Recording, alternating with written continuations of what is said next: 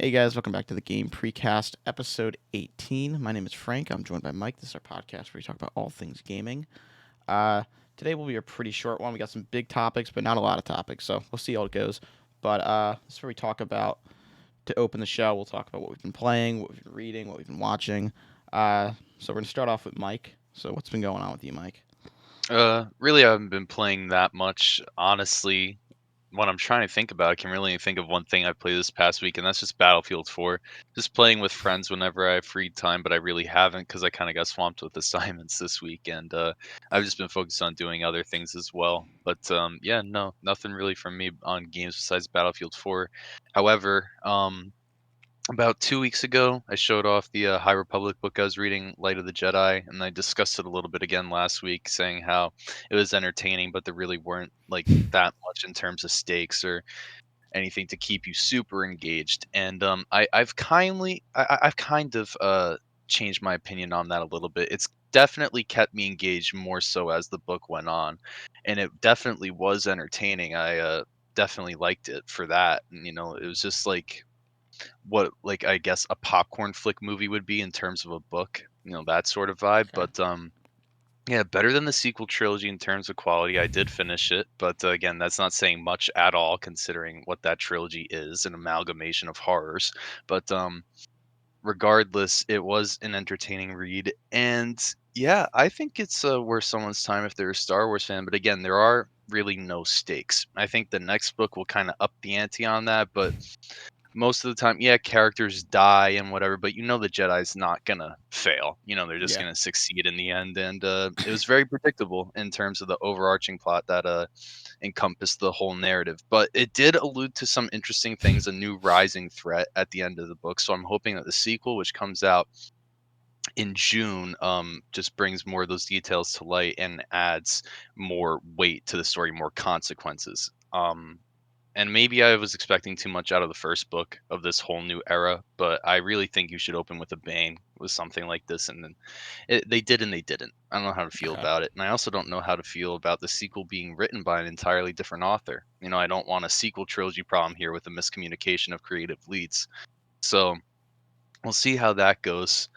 When I was done with that, I decided to pick up another book, which I just started reading yesterday. I just got a bunch of Star Wars Legends novels to fill out my library with, and I finally started the real sequel trilogy. And if anybody has read any Legends books, you know exactly what I'm about to put up right now. But Heir to the Empire. It's about Grand Admiral Thrawn coming back out of the unknown regions and trying to stake his claim on the galaxy. Meanwhile, Luke, Leia, and Han are trying to build up the New Republic. Takes place 5 years after Return of the Jedi. I'm about 50 pages in, and it is already way more compelling than The Force Awakens was by the end of that movie's climax. So, yeah, it's fantastic. The new characters, like well, new in the sense that this was the book that introduced them, like Grand Admiral Thrawn and Captain Palian. They're or Palian, however you pronounce it, I don't know. It's they're really cool. Rook, his bodyguard as well, and all the new planets and species and just lore that they're introducing with this is well have introduced, I guess, because this book was written in the '90s. Is really awesome and is definitely so far at least a worthy successor to Return of the Jedi. But there are a few inconsistencies because these books were written before the prequels. There are some things that kind of don't really line up necessarily with the established Lucas lore, but it really doesn't conflict that much, so you can still kind of fit it into your head canon relatively easily. And it really just does put to shame the works of J.J. Abrams and Ryan Johnson That's not tremendously. hard to do. Timothy Zahn is a brilliant author, and they should really look at hiring him to be their screenplay writers from now on. But yeah, that's pretty much all I've been up to this week Okay. in terms of nerd stuff and all As that. far as I go, Breath of the Wild, I played a little bit of it, not much. I played for about maybe 2 hours. I did the third Divine Beast. I was raging, dude. Like I don't. It got me so mad. It was. I don't know if you've done this one yet. It's the one in the desert. Oh, the Storm one? It was Camel, I think. Yeah, that's the one with the storm. I haven't Yeah. done that yet. Okay. Yeah, that boss fight really got me mad. I don't know why. I was raging for like 2 hours, and I finally, like, I was raging on that, and then I'm on Dark Souls 1 raging, And then I beat this really hard boss in Dark Souls 1 that was taking me a while to do. And then I just come Oh, and back that's right. on my first attempt on the Switch. I beat this thing. I was just so happy, dude. It was like 2 a.m. I just had these two massive wins. I was like, but that's really it for Breath of the Wild. That only like And two that was hours. Ornstein and Smo No, I in wasn't Dark even Souls, then, bro. right? It was It earlier wasn't on. them? Oh, earlier before that. Yeah, it And was. I don't know, yeah, but who was it? I don't remember now. Was it the boss before them? Like, right before them? Because that's Iron Golem. No, Iron Golem I beat in my first try. Yeah, he's not meant to be that hard. He The was real. area leading up to him is the It might challenge. have been the Gaping Dragon, but I don't think it was. I remember that being kind of easy. Capper Demon? No, I beat him on my first try. I don't believe. I went up the stairs. I Oh, killed those dogs. I then you knew I about then the stairs. no, I didn't like stay on the stairs. I would just did like a little strafing strategy. Like I'd run up the stairs, and I'd roll off the side when he's coming, and Well, then yeah. he would jump off, and then I'd just run back up the stairs, roll off Well, that's the again. strat. Yeah. Ah, You can stun him too if you jump on top of him. You can't do a jumping attack, but you can stagger him if you land on him. yeah. Yeah, that's the best strat. But it's glad you identified that, or it's good you identified that early, rather, because most people don't, and they get stomped right in the door by the three dogs in the Let's see. What very other tight bosses arena. did I do? I gotta go look at like a Dark Souls 1 walkthrough to see the list of bosses. Quaylag? Was that the one that was giving you a lot of trouble? It might have been that one. Witch of Izalith? Yeah, it might have been her. I beat her on my second try, and I read online that's a really hard fight. So I guess I'm really happy that I did that on my second try without like any summons or any of that. Let's What see. build do you use? What's that? What build do you use? I was a pyromancer, but I haven't used any of the pyromancer abilities. So Hmm. yeah, I don't know. Because Pyromancy's really good in I just have DS1. like that one fireball attack that has like the 8 fireballs, and they get thrown so slow and they do no damage.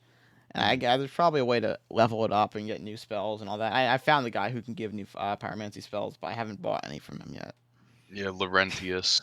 There's a another pyromancer, Quaylana, that you can get better pyromancies and then get an ascended pyromancy flame from, which is better than a maxed out regular one. And then you can proceed to max that out, which in turn, when you're done with it, you can trade for a red titanite slab if you wanna. Yeah, it might have been Stray. That's what I'm thinking. What it was. Stray demon Yeah, it was probably the Stray Demon.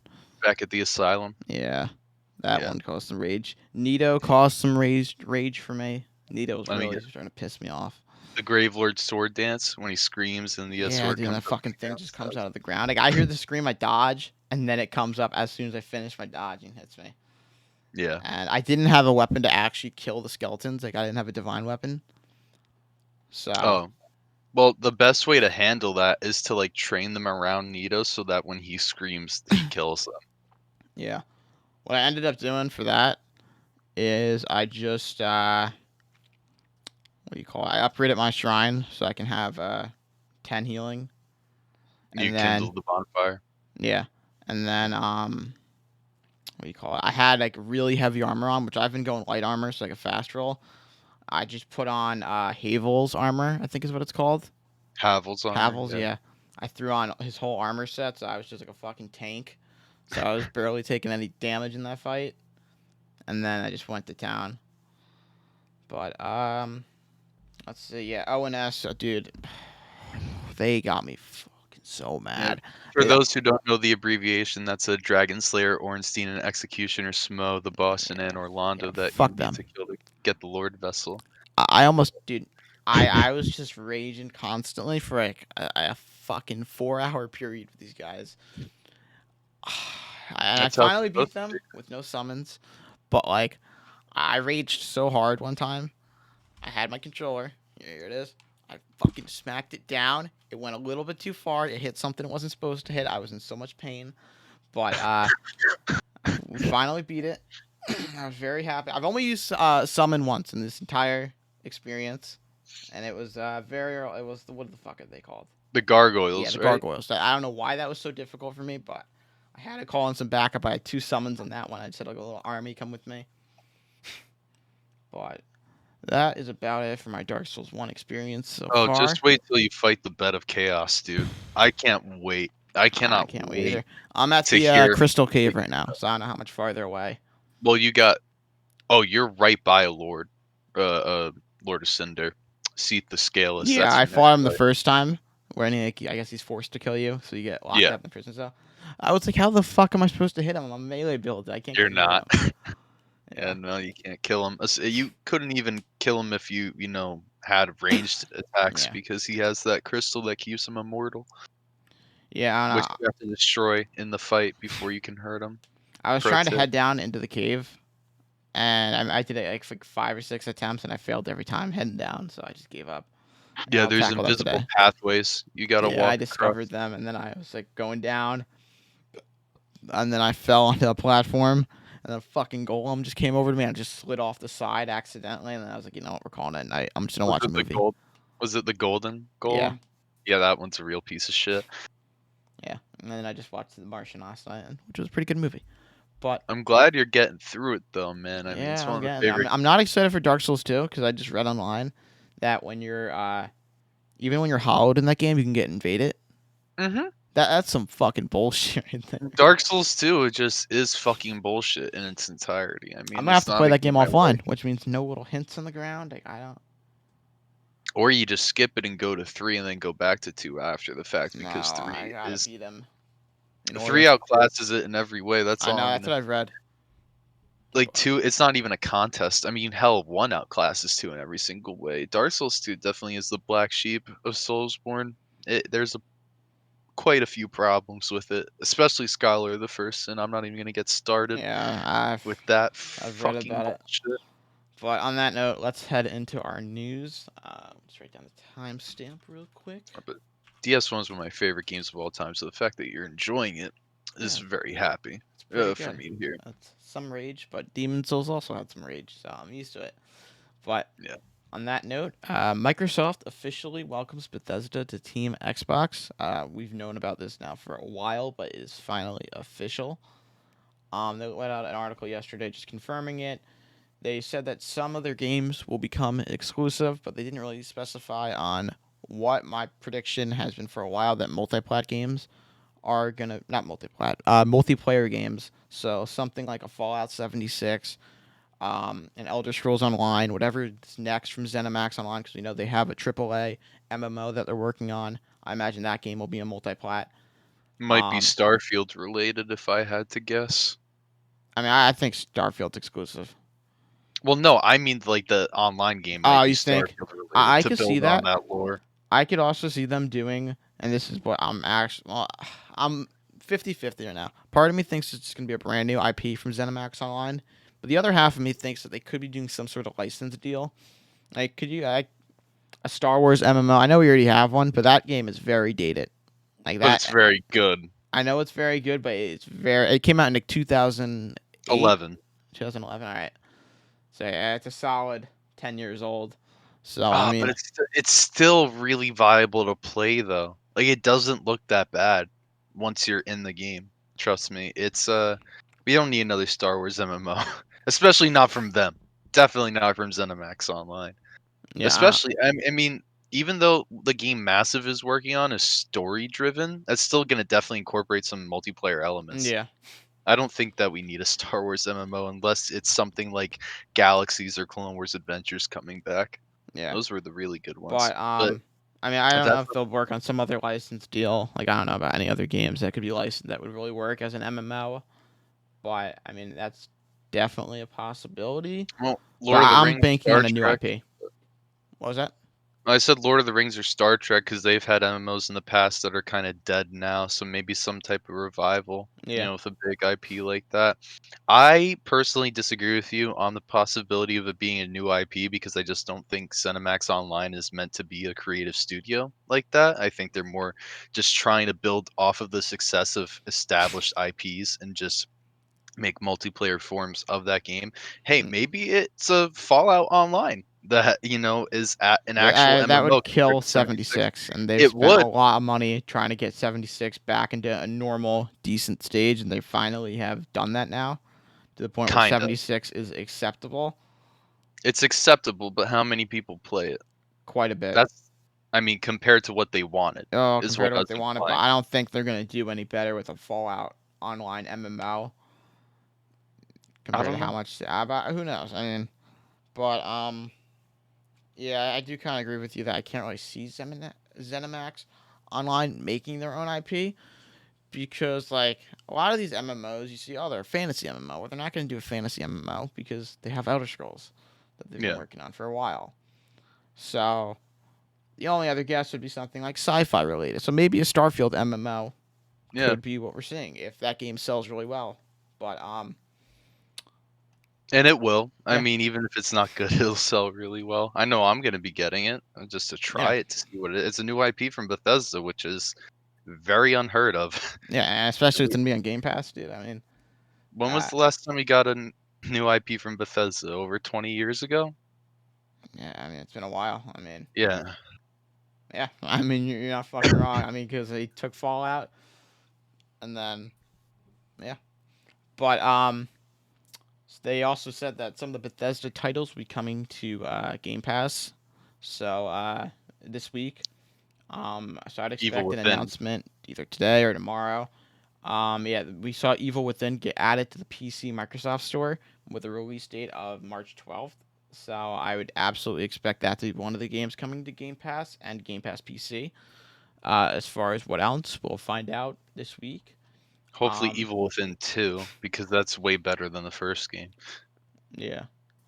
And hopefully as well Prey. I'm really hoping for like the most niche Bethesda titles to like come onto the Yeah, and I Game mean, I'm Pass also service. curious about how they're going to do this. Like, because they can do one big dump at one time and be like, oh, here's all Bethesda games. Or they could really spread them out and just add a little bit each month, which I think makes more sense because then you don't have to spend as much money on, paying people to add their games to Game Pass when you're just adding Bethesda games constantly. So then, They cause, could do that, but I feel like the consumer would see through that facade. Like you're literally just stringing out these Game Pass drops for IPs you already own, and we know you own them now, just so you don't have to shell out more money for the benefit of the consumer to get more, non-first party titles yeah. on there. So I think it would be a better move for the consumer for them to just drop all the Bethesda games at once and just continue adding and removing games as they have been. Yeah, I think the only way that would be okay if they did like string them out would be if they're coming with like free upgrades, like oh here's 60 FPS and here's a resolution boost That's and acceptable, yeah, things like because that it because gives that takes them some time to do. yeah, it's a legitimate reason to spread them out like that, but if they're just shrewd about it for no reason other than to minimize their, costs that they have to spend on Game Pass for the quarter or whatever, that's Yeah, BS, man.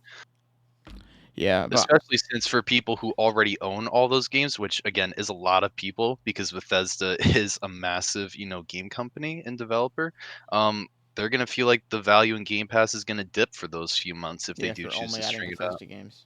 Yeah. Especially Um, if you already own them, which I know I do. I know you do. yeah, So I own a lot of them, but I mean, definitely exciting. There's a lot of older Bethesda games that I haven't played that I'd like to check out, like the Evil Within. I have not checked out those games, so those are ones I'll definitely check out when they come to Game Pass.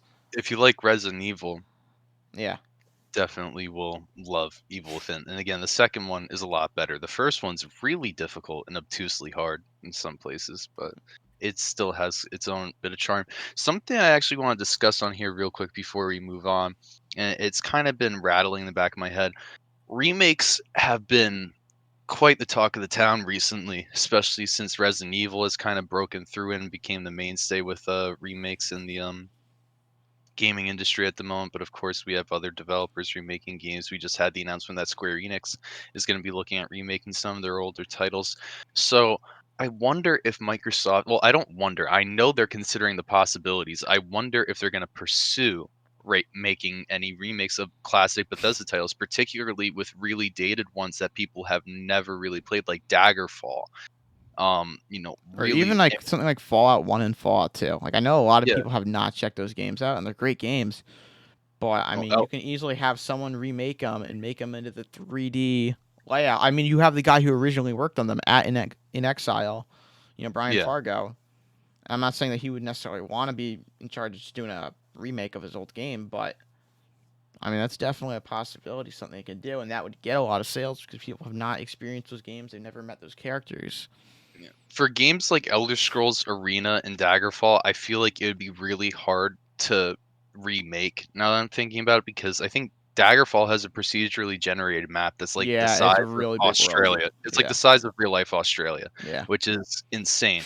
But maybe they just up-res it, give it, gamepad controls in addition to the keyboard and mouse option, make it 4K 60, have it run nice, and people still love retro games despite their visuals. yeah, People like myself, there's a group of gamers out there that just don't care and will just play a game because it's good, not because of how it looks, whether it looks great or bad. It's not really a factor as long as the story and gameplay is still solid. That's why I have a huge collection of retro games because that stuff doesn't really bother me. So if they were to re-release those games with just so that it no new textures, no really new anything, just make it run for the modern hardware, make it optimized, and I guarantee you'll have a bunch of people come check those out. The old Elder Scrolls games are really awesome, so to bring that to a new generation would be fantastic. And like you said, with Fallout 1 and 2, a remake of those games in like the style of 3, New Vegas, and 4 would sell incredibly well. And I mean yeah. incredibly well. That's a guaranteed win. When did Morrowind come out? 2003. So even something like that. I mean, I know there's a PC modding group who are working on putting that into the Skyrim engine. So part of me wouldn't want Microsoft to do it because then that modding team has put a ton of work in. They're kind of getting screwed because then they'll just cancel that project. Microsoft will come in and cancel that. And same with the team who's working on the Oblivion one because I know both of them are so close to being done. So I would kind of hate that. Yeah, Sky Oblivion and Sky Wind. But I mean, that only benefits someone like me who's on PC. Like I can experience them. People who are on console can't experience these. And I mean, I think it would be cool to get a Morrowind remaster or a remake down the line a little bit. Maybe like in 5-10 years from now.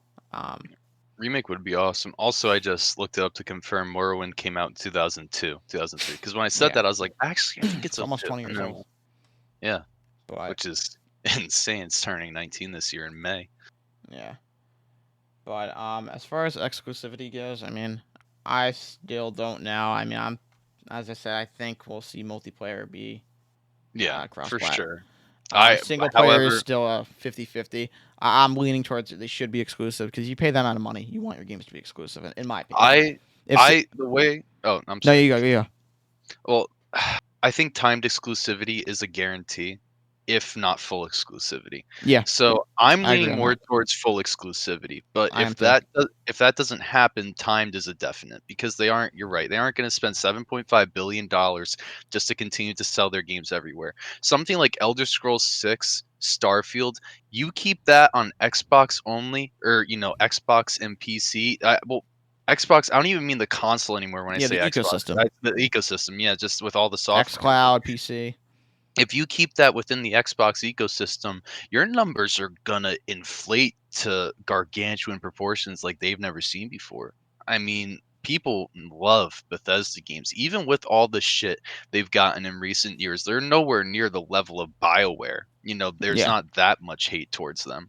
So when they come out with their new single player RPG and they stop beating around the bush with like, this Fallout 76 nonsense or whatever they try and dip their toes into next, or even if it's not an RPG, so if it's Indiana Jones, that name alone would bring so many people. If you They have to keep dude. it to Even their something like platforms. Doom, Eternal Yeah, sold a fucking shit ton, dude. That game did so good.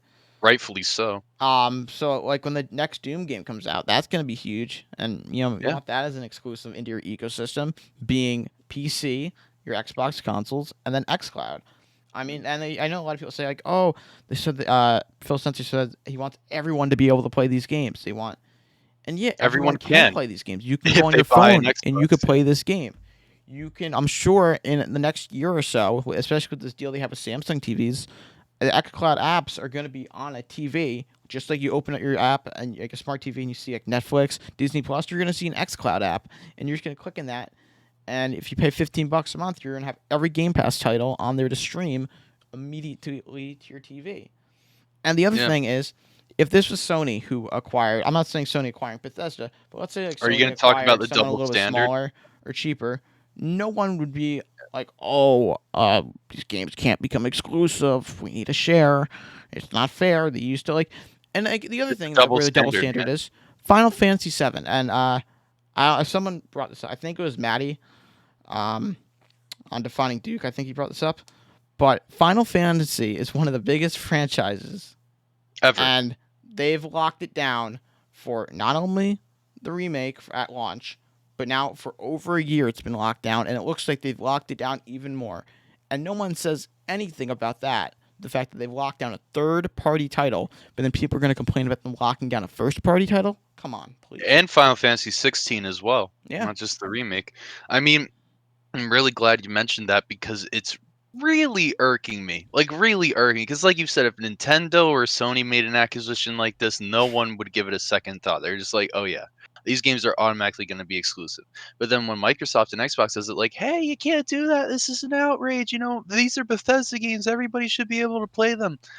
Sorry, pal, that's not how capitalism works. Like Frank here said, everyone will be able to play them with how diverse the Xbox ecosystem is becoming, but it's gonna need to be in that ecosystem. yeah. You don't spend $7.5 billion just to keep giving things out to everybody. That's not how business I'm sure works. they'll make some money. Yeah, they'll own Bethesda, so if they sold those games on Sony, they'll make some money right now. But they're thinking about the next 100 years. They're not thinking about short Yeah, term. We think like, oh, this console generation.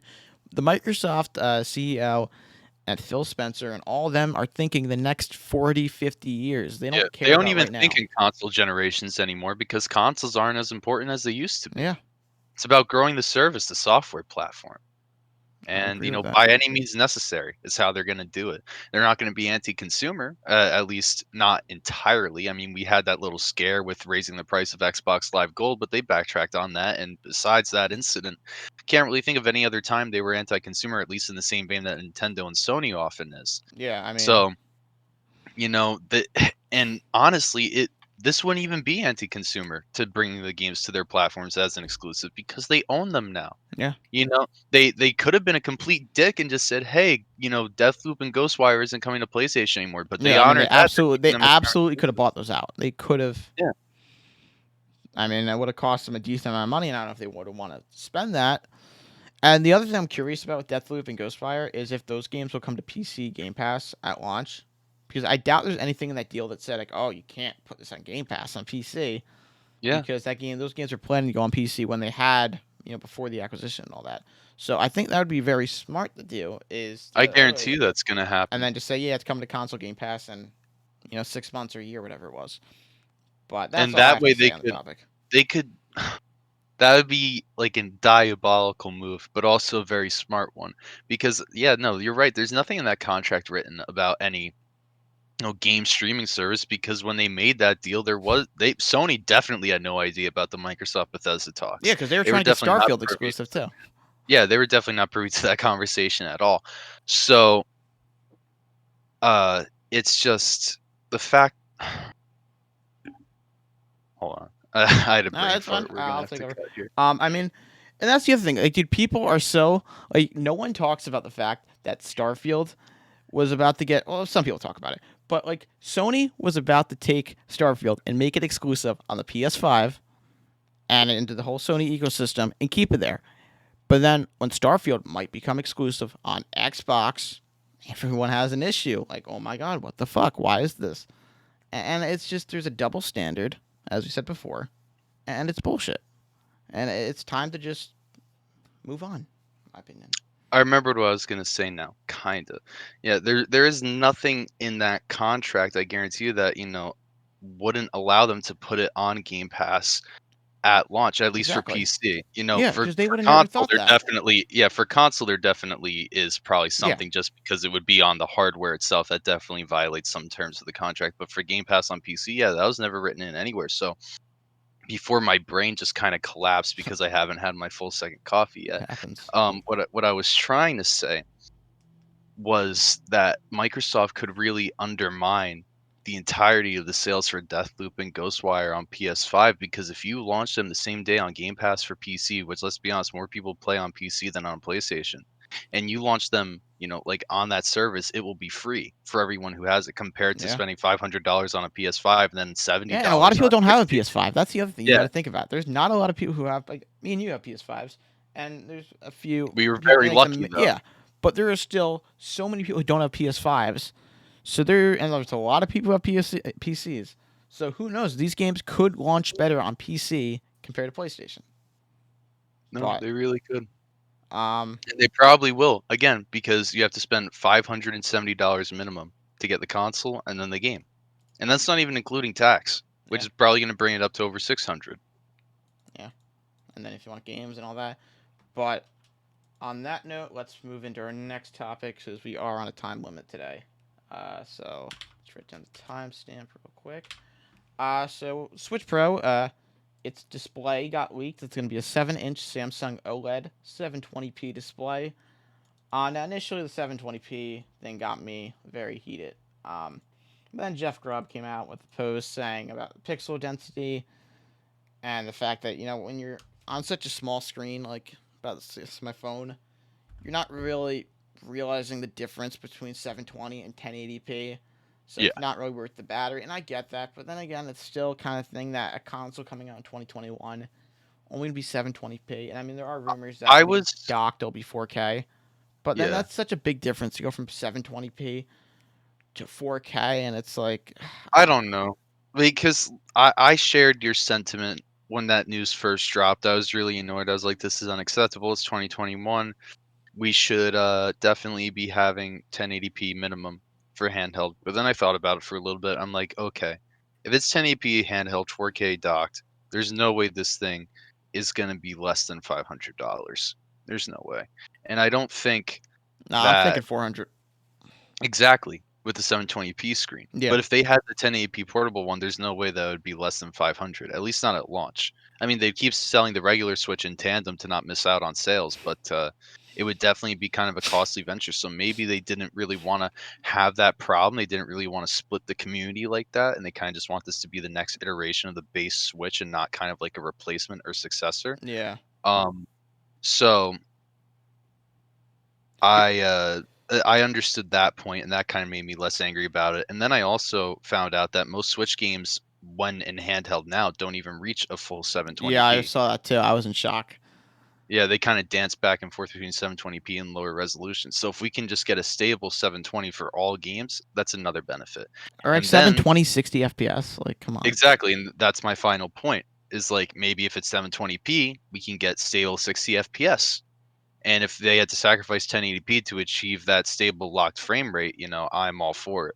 I Yeah, definitely prioritize frame rate over resolution. So if they can get a locked 60 for all the games, and that's why I had to stick to 720p, or the two other reasons I just mentioned, it's acceptable. yeah. But if for some wild reason it had nothing to do with anything I just said, then yeah, there's no excuse. But I am curious about like how they're gonna work 4K on that because like with like is it gonna be upscaling? Is it gonna be a DLSS? And I mean, I 'cause I feel like doubt it'd it's be gonna be true checkerboard. 4K because I going think it'd from be check. like barely running at 720p and then like I doubt it's gonna be that much of a hardware increase inside the actual Switch itself.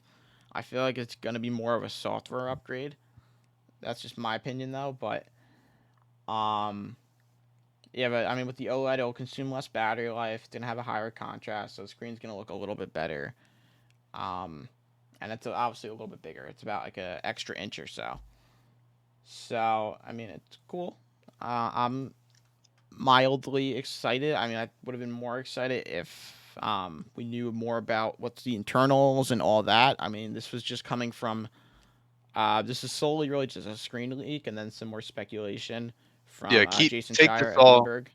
take this all with a grain of salt, Yeah, people, because I this is mean, again, this is this just is really still all coming from probably someone at Samsung who knew about the screen order. I mean, we don't know anything else really about the Switch. Jason was kind of just connecting dots, I'm assuming, because it did seem a little spotty with everything else besides the screen stuff.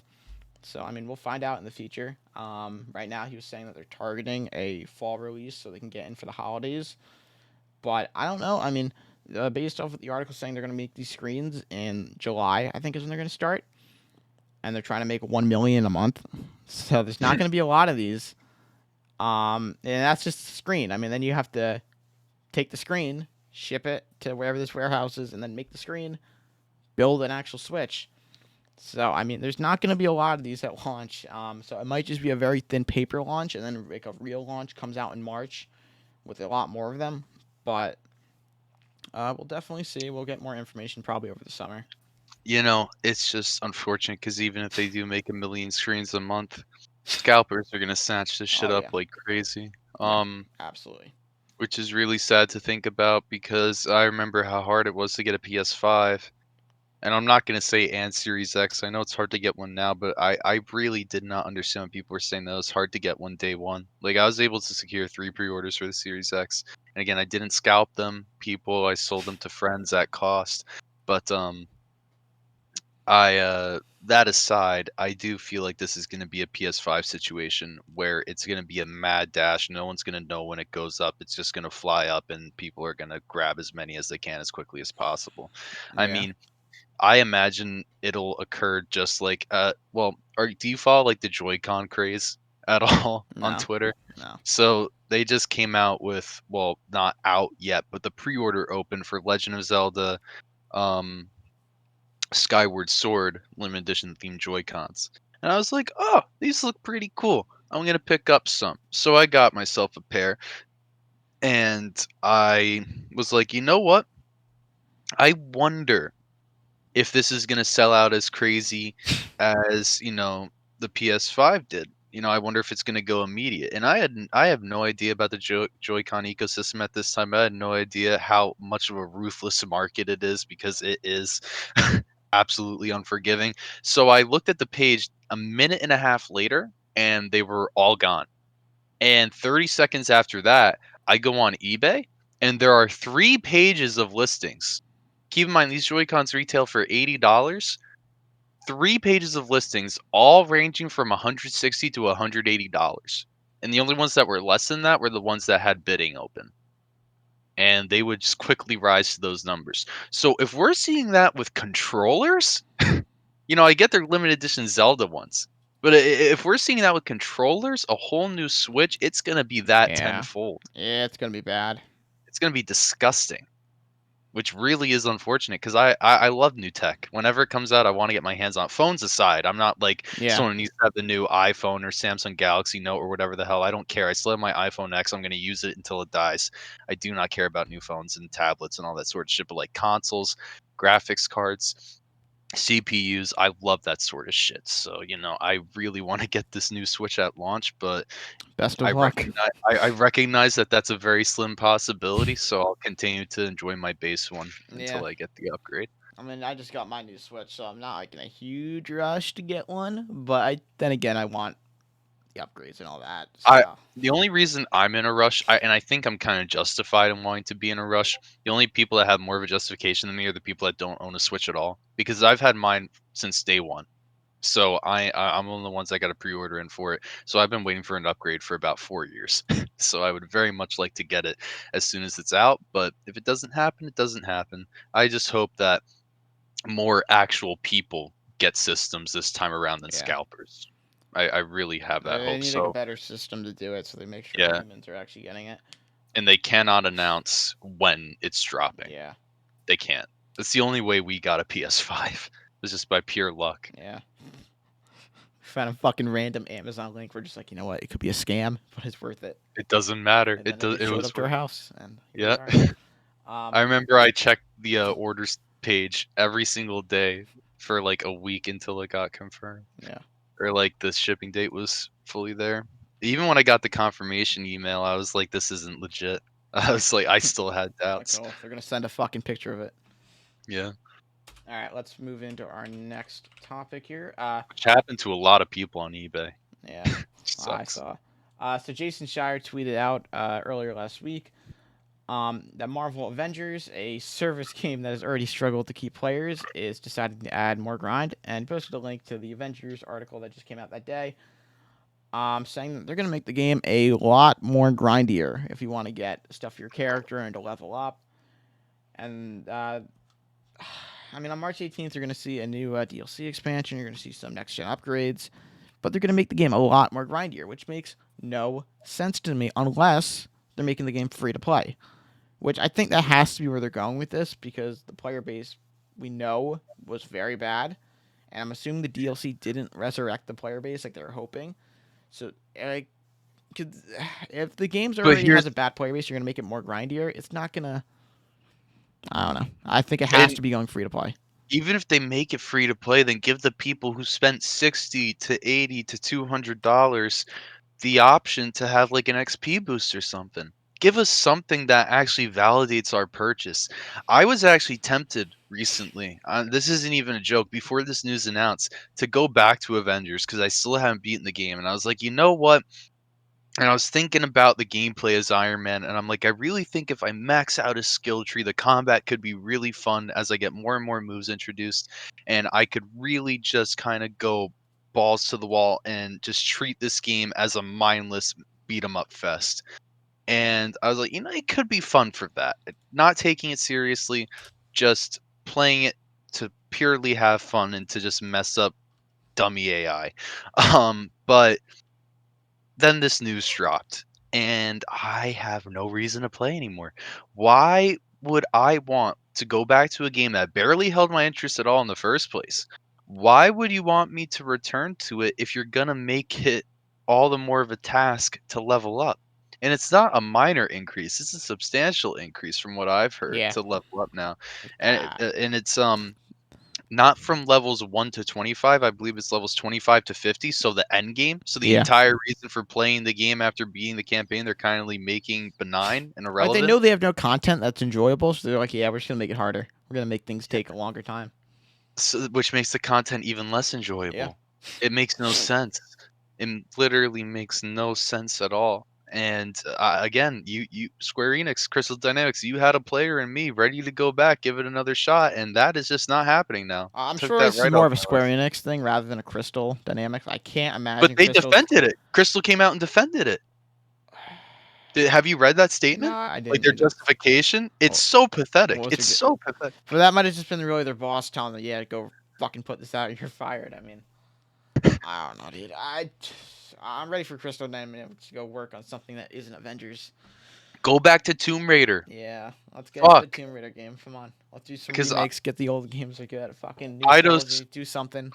whoever worked on Shadow, I think it was Eidos Montreal, completely dropped the fucking ball. So, like, please come back. Make Tomb Raider 4. Leave Avengers to die. Just stop. Just stop it. Anyway, Revert fuck the you, Square XP back Enix. to the old system. Yeah. Like I really wanted to get back into it, but now I have legitimately zero reason to because I'm not trying to grind through another Well, you game. have until March 18th before they do. They would just say in their So they article want me for to current players, make sure you come back before March 18th so you can level up. And I'm like, what it's the like you fuck? want me to rush this? You want me to just like grind your game within this short time span to, appease you? Yeah, So it's more convenient for you? No, screw you. I paid 60. Well, no, I actually paid whatever the deluxe edition costed. I think probably 80. $80 for this game. So I should be able to just, play the game with the XP system it came with. I shouldn't have to be punished for literally no reason. Yeah, I don't know. Make me want to burn my copy, man. Because what else am I gonna do with it? Flush down the toilet. Let's move I into. don't. I, Or do I you have wouldn't more to say? disrespect. I wouldn't disrespect my toilet like that. Anyway, The let's move. shits I take are more valuable than Marvel's Avengers. Let's move into our next topic. A little speculation from Software. So Miles from Windows Central said that he heard some rumblings that Microsoft might be working with From Software on a new sci-fi RPG. What are your thoughts on this, Mike? I'll let you take the front floor. Well, I do love um everything from software does We are well and aware. makes. And I am definitely Soulsborne mega fan. So if they were to branch off into the sci-fi genre for a Souls-like, or well, I assume it'd be a Souls-like, or if it would just be any other type of game, that would be pretty awesome. I mean, they aren't really a stranger to it because they did make the Armored Core games, and those were a bit sci-fi, even though they have nothing to do with Souls or any of those mechanics. So they definitely experimented in the genre before. It would be really cool to see, and I'm just for the sake of argument, I don't want to keep saying if it is or if it isn't a Souls like, so I'm just gonna assume that it will be. Just so I can speculate freely and not have to keep backtracking and everything. Um, you've already see we've already seen games like that with the Surge 2, and Hellpoint. And the Surge 2 is really good. Surge 1 not so much. Hellpoint, I can take it or leave it. But to actually have, the motherland, the mother creator, the one and only omniscient soulsborne god, Hidetaka Miyazaki, and his studio come and actually try, to engage in that sci-fi genre, that would be incredible. I mean, there's so many things that they could do. I mean, they could have an already existing sci-fi IP and apply their work to it, or they can make something entirely on their own and unique, which I do hope they do, because I think that they have great creative talent over there, and I'd want them to make their own story in their own universe. And I think they could truly make something compelling and dark and gruesome in an environment that we've never seen before. And I Definitely. think they can make it really difficult in other ways. I feel Like like an you could have a Alien from Software game, yeah, like that's what I was fighting saying. aliens in space. I I think you could have a much more, like, diverse environment than you could with any of the other genres because it's in space, because you go to other planets. Hell, even if it's just on, like, a space station, it has, like, an Alien Isolation vibe where, like, all the enemies are corrupted or something like that. I don't know what they could do. They could do anything. Yeah, Um, this I think sci-fi, fantasy is definitely their bread and butter in, medieval times, and then they went a little bit further in time, with feudal Japan and Sekiro, but that wasn't that much of a leap from what they've done before. So this would be the biggest departure um, in their game design since 2009 with Demon Souls. So if they really were going to be this bold and ambitious, which they are absolutely capable of, and venturing into this new genre, I completely support it, and I think they could make some one of their best games yet, if not their best game. Obviously, we shouldn't even be talking about this because yeah. Elden Ring still doesn't have a legitimate trailer or release And date. it's looking But like we're probably not going to hear anything about it anytime soon. Supposedly, the leaks have made them want to push back doing anything, so now we're going to have to wait till June. so this is absolute, complete, and utter speculation. Yeah, this is all speculation. And honestly, if I had to give my true opinion, I feel like this game doesn't even exist. I think it's just another, thing that dropped off the rumor mill that people like to discuss because it's fun. I don't think From Software is really focusing on any other project besides Elden Ring right now, and if it is, I hope it's a Bloodborne remaster, Bloodborne 2, or something like that. Even though Bluepoint could handle a Bloodborne remaster. Yeah. Now I'm getting way too far off topic and just talking about all From Software game. My point being, the main thing I want to say is that I fully encourage FromSoft to go into the sci-fi genre if they so choose to, because they're incredibly and extremely talented, and I think they could truly make one of the best sci-fi games we've ever seen since KOTOR, with their own spin on it. Yeah, I think it could be really cool. Obviously, I'm new to the From Software world. I've only completed one From Software game and working on my second, but I'm definitely excited to see if this does come up and actually be true, or if it isn't. You know, we know Elden Um, Ring has to come first, so we have some more time. than more than anything, I'm so curious to see how a sci-fi setting would affect their level design, because they could do an infinite number of things, and they aren't constrained by a real world architecture or geography or anything like that. So I'm really wondering what they could come up with, and just, their boss designs and enemy designs are so crazy and out there, especially in like Bloodborne. So something where they're completely detached from reality can create entirely new species and everything like that. Yeah, That would be awesome. Like, just think the most insane alien monster you could possibly dream up times 10, and that would be like the intro boss to their sci-fi game probably. I mean, we've seen elements of like cosmic beings in Bloodborne with the great ones like Abritus and the Amygdala. So they definitely have ventured into, well, I, like Lovecraft isn't sci-fi, it's cosmic horror. It's its own thing. yeah, But if they could combine elements of that with, the standard science fiction, quota, I guess you have to fulfill, it could be something truly unique. Oh, really? If they went into like the Lovecraft, Cthulhu mythos and all those like celestial gods and whatnot, and made a game off that, that would be incredible. yeah. Which honestly would probably be their most likely course of action now that I think about it, because of the Lovecraft influence in Bloodborne. Yeah, that would be my prediction. Here you go. Yeah, but everyone watching, remember, it's all speculation. Oh yeah, This complete game in spec. sci-fi might not even be true. Yeah. but still interesting to think about. But anyway, let's move into our next topic because we are running out of time here. Monster Hunter Stories 2 had a trailer confirming that it will be launching on PC on Steam on July 9th. We already knew that it was coming out on July 9th for the Switch version. So now it's been confirmed for PC as well. Well, we knew the Switch version was coming in the summer. I don't know if they actually confirmed about the July date, but now we know they're both coming to PC and Switch, which is exciting. Um, as far as what Monster Hunter Stories is, if you didn't know, it's more of a spin-off RPG Based compared on a to show, I believe, in Japan, because yeah, there's like a cartoon. more compared to the actual Monster Hunter games that are more traditional. So yeah, I mean it looks pretty cool. I mean maybe I'll Yeah, this check it out, one but Monster is a Hunter different. Rise is definitely the most important Monster Hunter game coming this year. Yeah, it has a completely different art style. Yeah, Definitely more character and plot driven than gameplay driven like the regular Monster Hunter games, but definitely looks interesting to me. I mean, this game has been out in Japan for a while, I think, so now it's finally coming to the States, and I'm definitely gonna give it a shot. Looks fun. Um, yeah, I mean, it's definitely not the premier Monster Hunter title coming yeah, this year because, like you said, there is Rise. But I'm definitely gonna check it out, I think, yeah. and Same. it'll be some fun, I imagine. Probably a little cheesy and corny Yeah, in some cases, I but definitely feel that way too, but still can be good. yeah. All right, up next, just write on the timestamp. Give me 1 second. All right. So Sony earlier this week announced a ton of VR games in one day.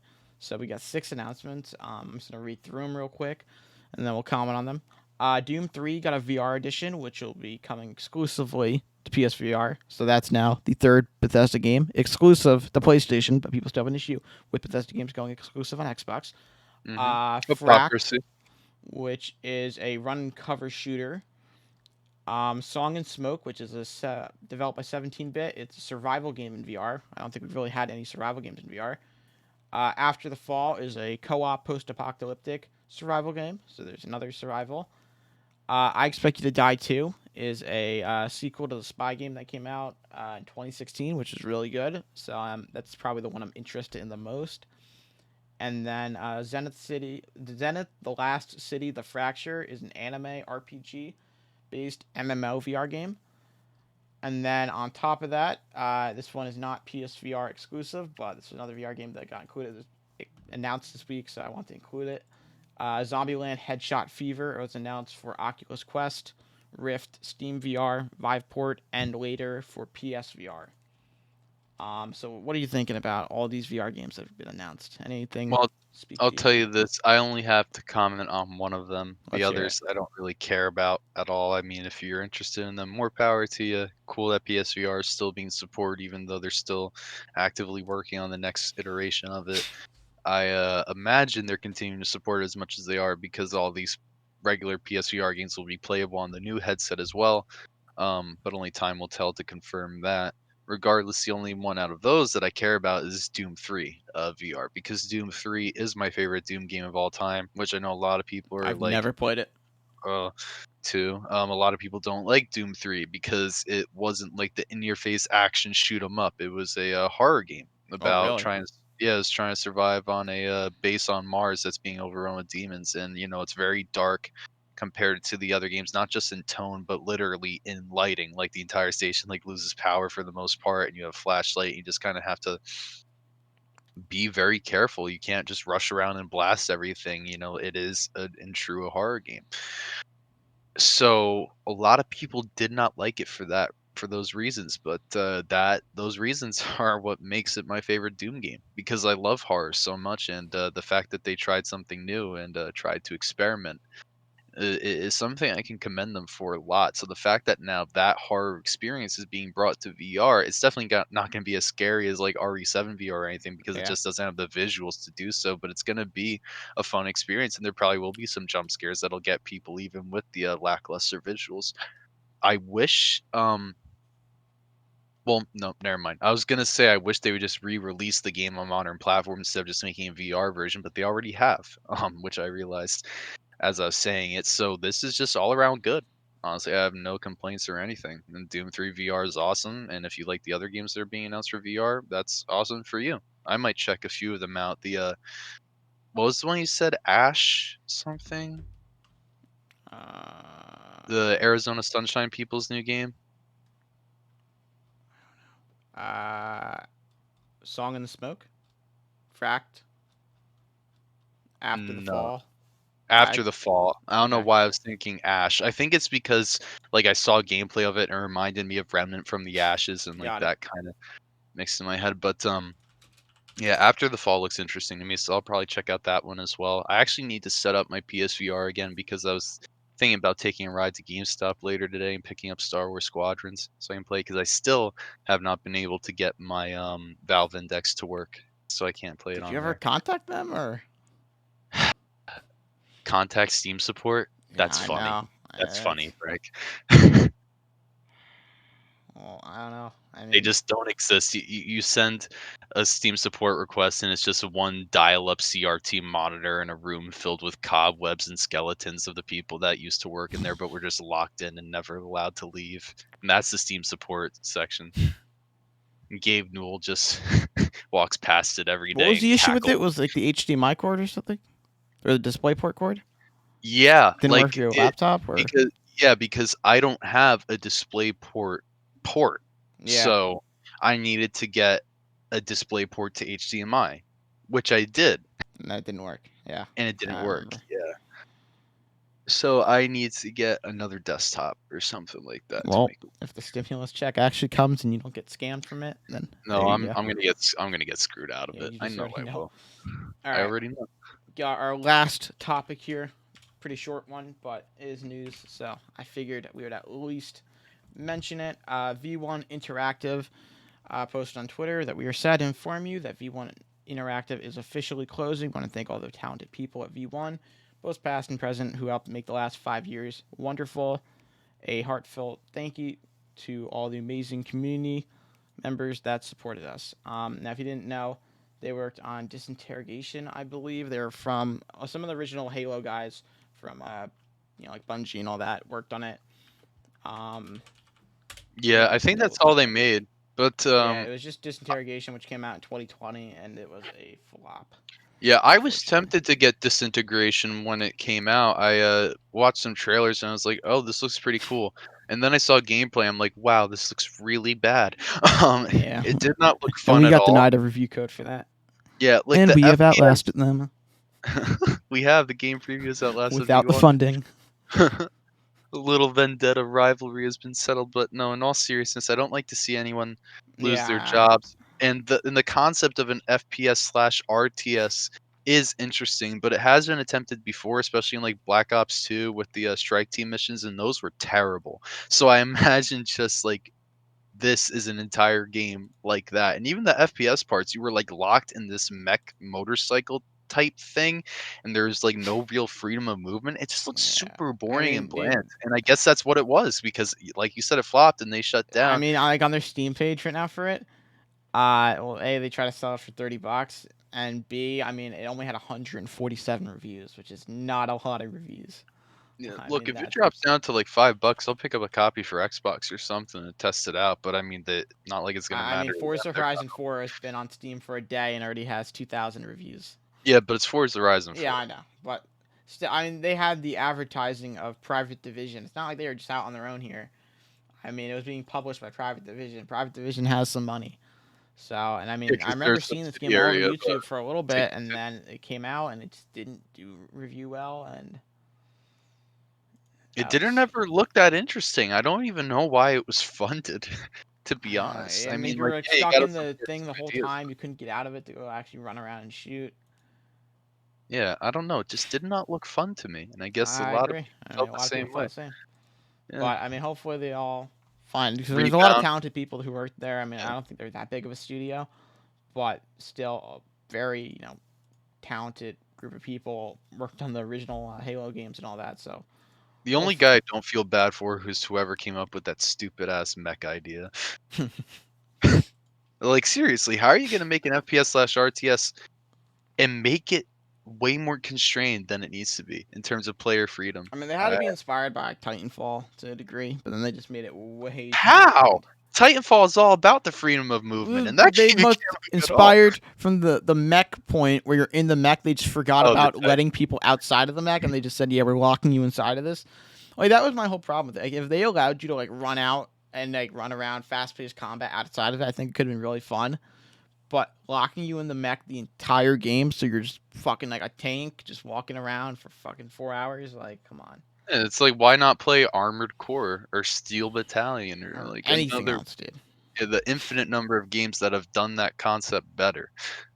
Um, it's Anyway, unfortunate it that they is lost their unfortunate, jobs, but but they made a bad game. yeah, So that's the game industry for you. you You make make your one bed, bad you lie in game, it. and you risk losing it all. But Which really makes it surprising how BioWare has stayed around. But they got that EA money. We're not for fucking long. EA. Depends how DA4 shakes out. Yeah, and Mass Effect Legendary Edition. But Yeah, well, that's as long as it's not a glitchy mess, that's a guaranteed W. At least they'll well, yeah, buy it them can't be a some glitchy time. mess though, and that's the thing If I'm it's a concerned glitch, about. no, I am too, but we'll know on release date. I Yeah, mean, it's at coming least up. I will.